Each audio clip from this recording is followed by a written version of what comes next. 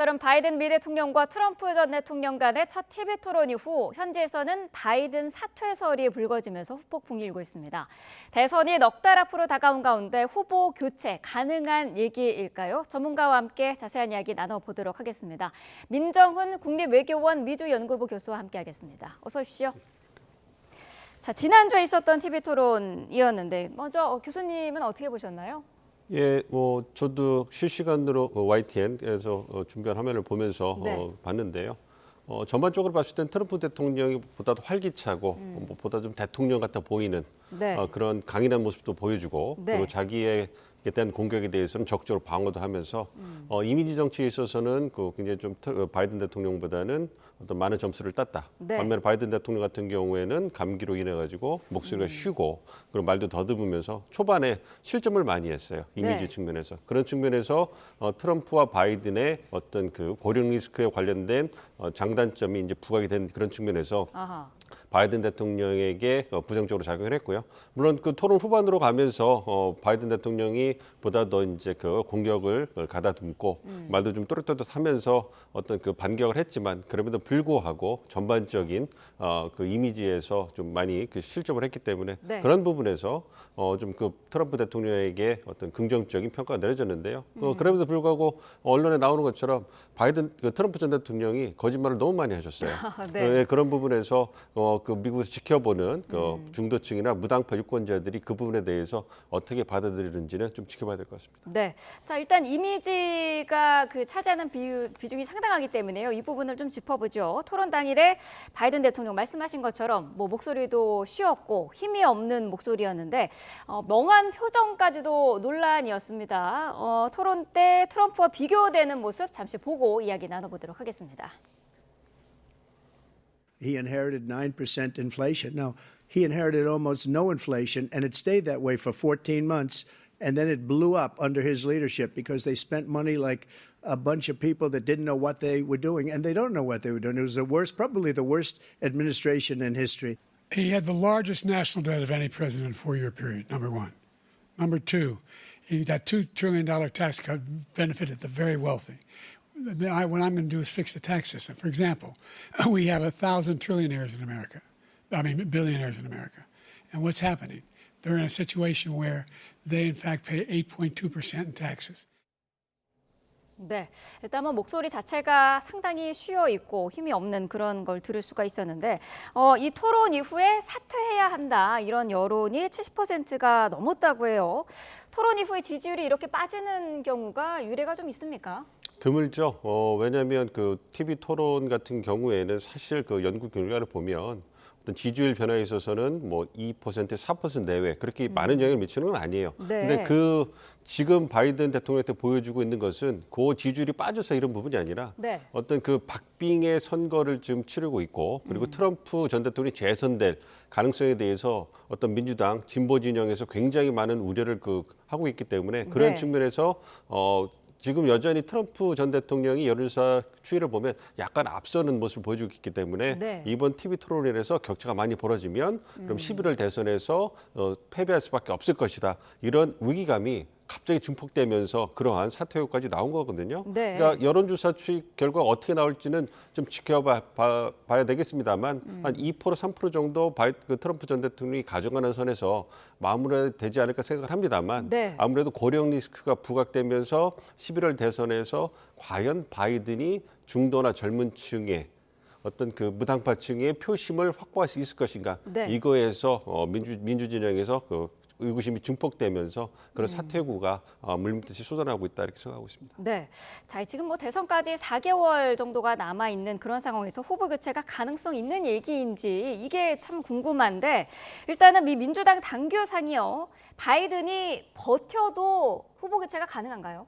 그렇지는 않습니다. 현실적으로 봤을 때 어떤 바이든 대통령이 정당성을 확보한 그 후보예요. 왜냐하면 지난 경선에서 과반 이상의 대의원을 거의 90% 이상의 대의원을 확보해가지고 사실상의 그 민주당의 대선 후보가 됐고 다가오는 8월 전당대회에서 공식적으로 추대하는 일만 남았거든요. 네. 그렇기 때문에 절차적으로 정당성을 확보한 후보이기 때문에 민주당에서 바라는 것처럼 일각에서 바라는 것처럼 사퇴를 하려면 바이든 후보가 자진 사퇴를 해줘야 돼요. 아하. 그러고 난 다음에 이제 제도적으로 이제 시나리오에 따라서 절차를 진행할 수 있거든요. 네. 예를 들어서 바이든 대통령이 전당대회 전에 사퇴를 한다면 그렇다면 그 전당대회 전에 이제 그 결정된 후보가 없기 때문에 이제 오픈 어떤 전당대회가 되는 거고 아하. 그거에 대해서 여러 후보가 이제 또 그 등록을 할 수 있겠죠. 그러면 그 후보 등록된 후보 중에서 이제 그 대의원들이 이제 과반에 넘는 대의원들이 특정 후보를 그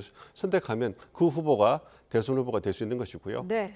또 나오는 후보 시나리오 같은 경우에는 만약 전당대회에서 바이든 대통령이 공식 후보로 추대된 이후에 만약에 그 이후에 여야 이유로 사퇴를 하게 된다면 그럼 아하. 어떻게 될 것이냐? 네. 그렇게 된다면 이제 그 전국 위원회에서 이제 이제 후보를 갖다가 결정하고 과반의 만약에 지지를 받으면 후보가 될 수 있다. 이러한 그런 시나리오가 있긴 합니다만 네. 말씀드린 것처럼 가장 중요한 것은 바이든 대통령이 자진 사퇴를 해줘야 되죠. 그렇지 않은 경우에는 많은 비난이 있을지라도 바이든 대통령을 대선 후보에서 물러나게 하는 그런 실질적인 방법은 없다고 생각하고 있습니다. 네.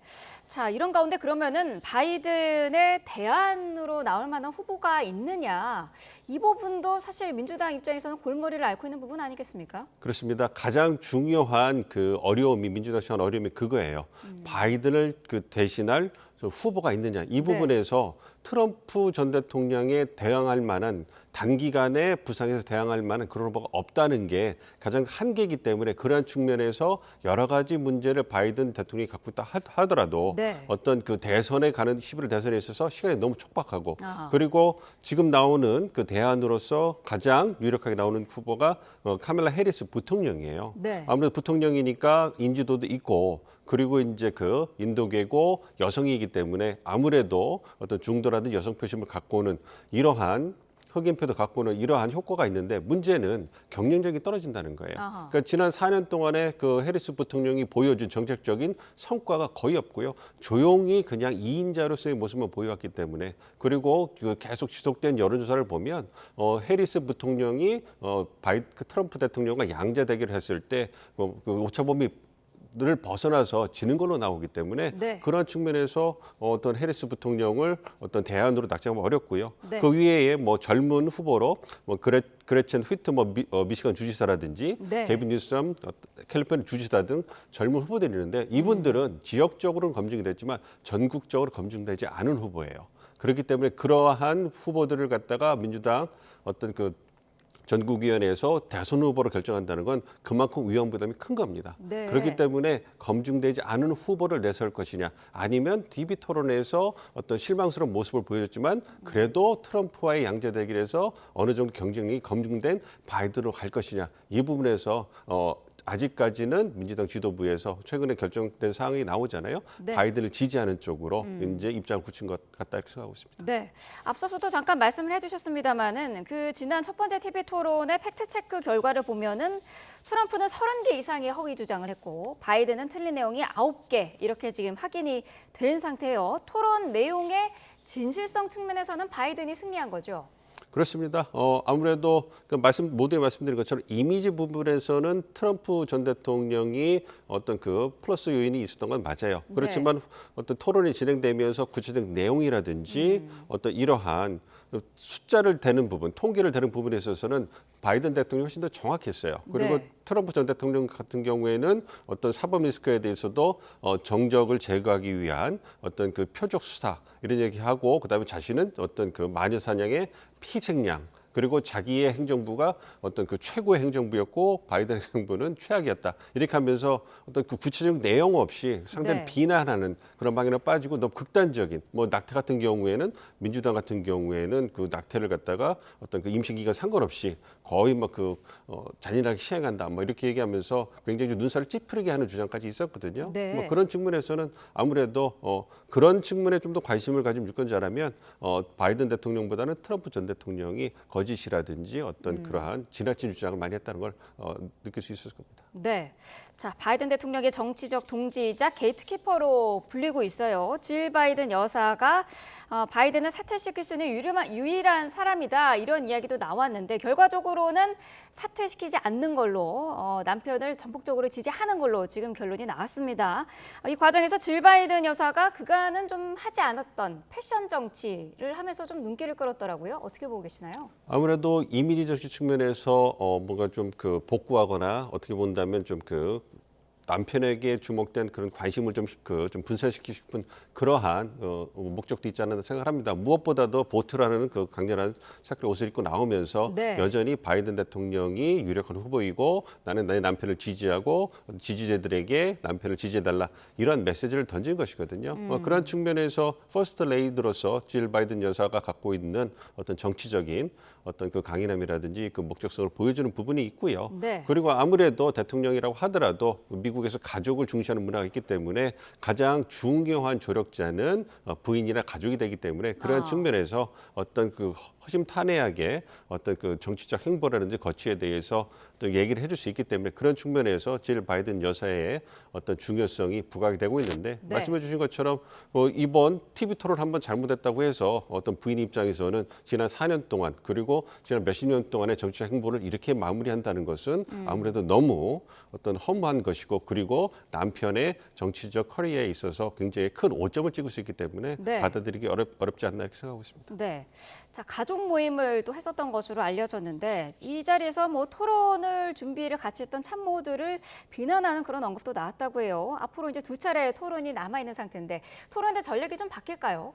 좀 지켜봐야 될 것 같습니다. 이제 두 번째 토론이 9월에 있는데요. 네. 그래도 바이든 캠프 쪽에서는 이번 토론이 어떤 좀 실패로 끝났지만 그래도 이제 안도할 수 있는 것은 네. 여전히 과거 같은 경우에는 11월 대선인데 9월, 10월에 토론이 몰려 있었거든요. 근데 네. 이번에는 6월 말에 됐잖아요. 그러니까 좀 시간이 있기 때문에 그 어떠한 그 중간에 어떤 그 사건이 일어날지를 지켜봐야 되겠습니다만 유권자의 뇌리에서 좀 희석시킬 수 있는 좀 시간을 확보했다. 그리고 두 번째 TV 토론을 통해 가지고 뭔가 좀 회복할 수 있는 모습을 보여야 되겠다. 이러한 그 어떻게 보면 전열을 그 정비할 수 있는 시간이 주어진 건데요. 네. 이번에 어떤 그 바이든 대통령이 보여주었던 좀 안타까운 부분에 대해서 보완하는 그런 작업이 이루어지지 않을까 생각합니다. 네. 말씀해 주신 것처럼 일각에서 너무 숫자라든지 통계를 바이든 대통령이 주입시키는 하는 그 핵심 보좌진에 그것이 무리가 있었던 거 아니냐. 그렇기 네. 때문에 그러한 측면에서 그러한 그 디테일한 부분보다는 큰 틀에서 바이든이 왜 트럼프보다 나은가.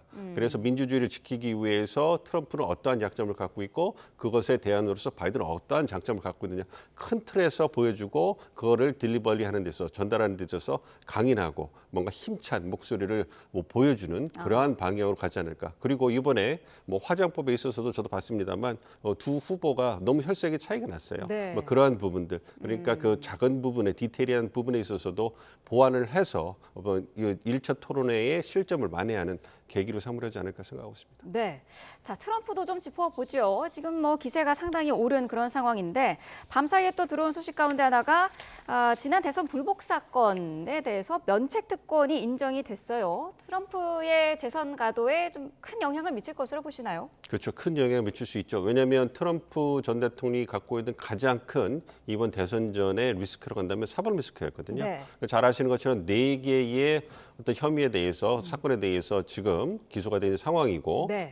최근에 어떤 성추문 입막음 사건에 대해서는 유죄 판결이 나왔고 이번 달 11일 날 어떤 최종 판결이 나오지 않습니까? 네. 그런데 그것은 그 나머지 3개의 그 사안에 대해서는 파괴력이 좀 약한 사안이었어요. 왜냐하면 남아 있는 사건이 이제 그 기밀을 유출한 사건이라든지 무엇보다도 2020년 대선의 결과를 전복하려고 하는 시도 그리고 조지아주 어떤 선거 개표에 개입하려는 이유 이거는 정치적으로 굉장히 파급력이 큰 그런 사안인데 네. 이러한 부분에서 트럼프 대통령이 그 가장 내세웠던 게 그 부분이었어요. 어쨌든 그러한 사안들이 자신이 재직중에 일어났기 때문에 그거는 면책특권에 그 해당이 되는 거고 네. 그러한 사안이 퇴임한다 하더라도 어떤 그 면책특권이 지속적으로 어떤 인정이 돼야 된다. 이 부분에 대해서 이제 계속 이제 법원에 주장을 한 거거든요. 그런데 네. 1심, 2심 법원에서는 그러한 트럼프 측의 주장을 기각을 했어요. 그런데 이번에 연방 대법원에서 일부 손을 들어주면서 이제 트럼프 대통령에게 어떤 두려워진 사법 리스크를 많이 걷어준 이런 상황이거든요. 네. 그래서 아무래도 어떤 그 대통령이 어떤 취임 시 공적인 한 행동에 대해서는 퇴임 후에도 인정받을 수 있다.